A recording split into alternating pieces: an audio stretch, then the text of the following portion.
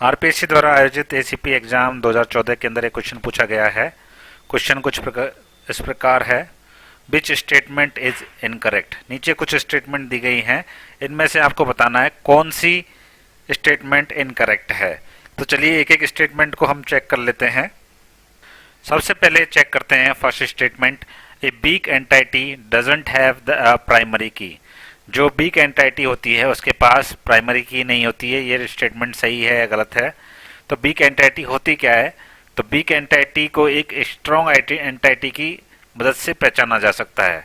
Week entity की अपनी कोई प्राइमरी की नहीं होती है, इसलिए क्या होता है कि स्ट्रॉन्ग जो एंटाइटी है उसकी किसी की माध्यम से वीक एंटाइटी को पहचाना जा सकता है। लेकिन कैसे पहचाना जाएगा वो देखेंगे। वीक एंटाइटी का अपना प्राइमरी की नहीं होता है, यह फॉरेन की मतलब जो स्ट्रॉन्ग एंटाइटी है उसकी की और खुद की कोई एक दूसरी की, इन दोनों को मिलाकर के जो कॉम्बिनेशन की बनती है उसी से इसको यूनिक आइडेंटिफाई किया जा सकता है वीक एंटाइटी को। तो आप ये एक डायग्राम भी देख सकते हैं। यहाँ दो टेबलें हैं, एक तो एम्प्लॉय की, एक डिपेंडेंट की। एम्प्लॉय यहाँ स्ट्रॉन्ग एंटाइटी को दिखा रहा है क्योंकि इसमें एक ही रेक्टेंगल बना हुआ है और यहाँ डबल रेक्टेंगल के अंदर डिपेंडेंट लिखा हुआ है। डबल रेक्टेंगल का मतलब है वीक एंटाइटी, और ये दोनों एक रिलेशनशिप से दोनों जुड़े हुए हैं। चलिए अब स्ट्रॉन्ग एंटाइटी जो एम्प्लॉय का रिलेशन है, टेबल है, उसको देख लेते हैं। एम्प्लॉय में एम्प्लॉय आईडी है, नेम है, डिपार्टमेंट है। ये एक एम्प्लॉय टेबल है। इसके अंदर जो एम्प्लॉय आईडी है, ये देख सकते हैं आप एम्प्लॉय आईडी, ये हर एम्प्लॉय को यूनिकली आइडेंटिफाई कर सकता है। अगर आपको एम्प्लॉय आईडी दिया हुआ है तो आप बता सकते हैं कि उसका नाम क्या है एम्प्लॉय का और डिपार्टमेंट कौन सा है। तो जो एम्प्लॉय आईडी है वो यूनिकली आइडेंटिफाई करने के लिए एक प्राइमरी की तरह काम कर रहा है। अब एक दूसरी टेबल है डिपेंडेंट टेबल, जो वीक एंटाइटी है, हमने यहाँ डायग्राम में भी देखा। और इसके अंदर अब हमने जो टेबल बनाई है उसके अंदर एक तो डिपेंडेंट आईडी है और एक एम्प्लॉय आईडी है। एम्प्लॉय आईडी यहीं से ली गई है और एक डिपेंडेंट नेम है। जब तक आपके पास एम्प्लॉय आईडी और डिपेंडेंट आईडी दोनों नहीं होंगी तब तक आप डिपेंडेंट का नाम नहीं पता कर सकते।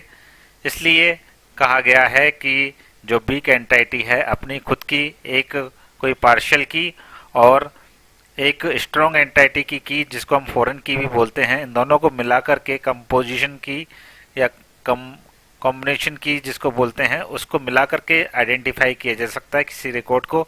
जैसे जॉन को आइडेंटिफाई करना है तो उसकी डिपेंडेंट आईडी 101 होनी चाहिए और एम्प्लॉय आईडी 1 होनी चाहिए, तभी आप जॉन को ढूंढ सकते हैं डिपेंडेंट वाले रिलेशन से। तो आई होप आपको समझ में आया होगा वीक एंटाइटी क्या होता है। वीक एंटाइटी के पास अपनी कोई प्राइमरी की नहीं होती है। तो ये स्टेटमेंट आपका करेक्ट है। अब दूसरा स्टेटमेंट देखते हैं, a relation can have multiple numbers of unique keys. क्या एक रिलेशन के पास, एक टेबल के पास मल्टीपल यूनिक कीज हो सकती हैं? तो ये भी करेक्ट है। चलिए इसको समझते हैं। मान लीजिए कोई एक आपके पास टेबल है और उसके अंदर काफ़ी सारी कीज हैं जो किसी भी रिकॉर्ड को यूनिकली आइडेंटिफाई कर सकती हैं। तो उन सभी कीज को हम बोलते हैं कैंडिडेट की। लेकिन किसी एक ही कैंडिडेट की को हम प्राइमरी की डिक्लेयर करते हैं, बाकी जो कैंडिडेट की हैं उनको हम अल्टरनेट की बोल सकते हैं। तो मैंने यहाँ 3 कंसेप्ट आपको बताया। कैंडिडेट की क्या होती हैं? जितने भी एक टेबल में कीज होंगी यूनिकली जो आइडेंटिफाई कर सकती है उन सबको कैंडिडेट की बोलते हैं। लेकिन उनमें से किसी एक को ही प्राइमरी की बनाया जाता है। तो प्राइमरी की भी आपको समझ में आ गया। मल्टीपल कैंडिडेट की में से जो एक की को हम सेलेक्ट करते हैं प्राइमरी की बनाने के लिए, उसे हम प्राइमरी की कहेंगे। और अल्टरनेट की किसको कहेंगे? जो बाकी रिमेनिंग जो आपकी कैंडिडेट की बच गई हैं उनको हम अल्टरनेट कीज कहेंगे। जैसे आप यहाँ एक टेबल देख सकते हैं, इस टेबल में स्टूडेंट आईडी, रोल नंबर और ईमेल, ये अगर इन तीनों में से कोई भी एक चीज़ आपको पता है तो आप स्टूडेंट को सिलेक्ट कर सकते हैं, पहचान सकते हैं। तो ये सारी की सारी स्टूडेंट आईडी और रोल नंबर और ईमेल क्या है? कैंडिडेट की हैं। लेकिन मान लीजिए हम स्टूडेंट आईडी को प्राइमरी की सेलेक्ट करते हैं तो बच गई अब रोल नंबर और ईमेल आईडी वाली की। इन दोनों कैंडिडेट की को हम कहेंगे अल्टरनेट की। उसके बाद आता है third statement, relation algebra is more expensive than relational calculus. तो क्या रिलेशन अलजेब्रा रिलेशनल कैलकुलस से ज़्यादा कॉस्टली पड़ती है? तो इसका आंसर है इनकरेक्ट। इनफैक्ट रिलेशन अलजेब्रा और रिलेशन कैलकुलस जो है वो दोनों इक्वली एक्सप्रेसिव है, दोनों के अंदर इक्वली हम क्वेरीज को एक्सप्रेस कर सकते हैं, डेटा को रिट्रीव कर सकते हैं डेटाबेस से। इसको एक थ्योरम है जिसको कहा गया है कोड थ्योरम, इससे भी प्रूव किया गया है। तो इस थ्योरम ने प्रूव किया कि रिलेशनल अलजेब्रा और रिलेशनल कैलकुलस दोनों इक्वली पावरफुल हैं। आप किसी भी अलजेब्रा या कैलकुलस का इस्तेमाल करके क्वेरी लिखेंगे तो रिजल्ट आपके पास सेम ही आने वाला है, या फिर कोई भी एक क्वेरी है तो उन दोनों के अंदर इक्वली उसको लिखा जा सकता है। तो क्वेश्चन के आंसर तक हम पहुंच गए हैं।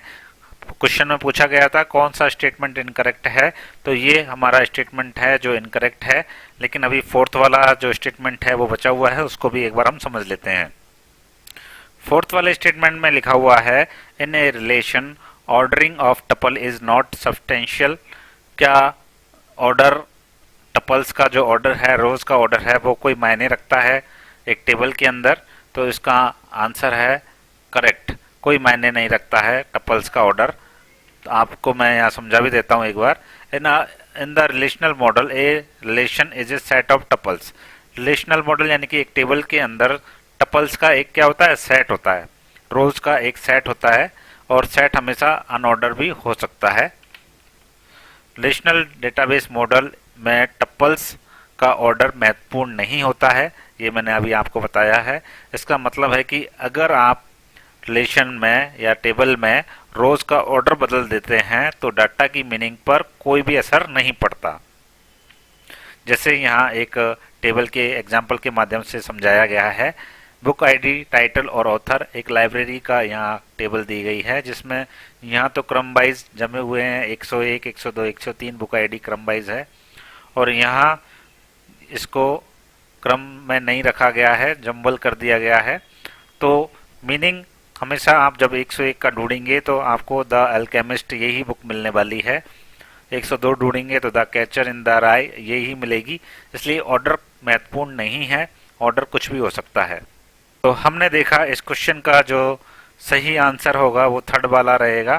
थर्ड वाला जो स्टेटमेंट है वो हमारा गलत स्टेटमेंट है, और ये आंसर इसका ये सही रहेगा क्योंकि ये इनकरेक्ट स्टेटमेंट के बारे में पूछ रहा है। तो थर्ड नंबर हमारा इनकरेक्ट स्टेटमेंट है।